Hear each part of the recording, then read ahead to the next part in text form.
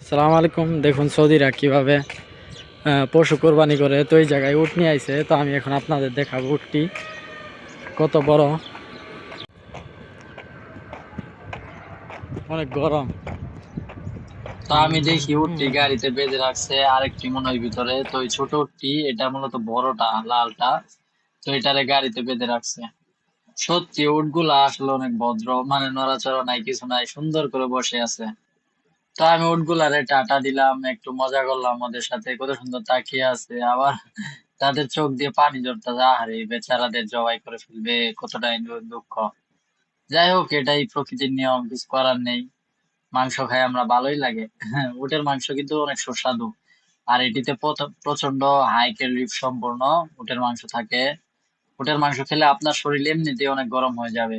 ভালোই লাগে, খারাপ না। গরুর মাংস বেস্ট, এটা ঠিক আছে, কিন্তু উটের মাংস খারাপ না অতটাও। আর একটি উট রেখেছে ঘরের ভিতরে, ওটি ছোট, ওটি একটু সাইজ।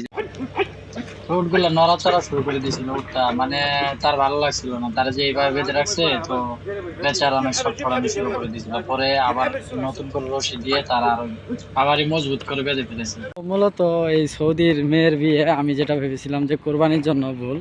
তো তারা দুটি উট কিনেছে, তো একটি সাদা ও আরেকটি লাল টাইপের।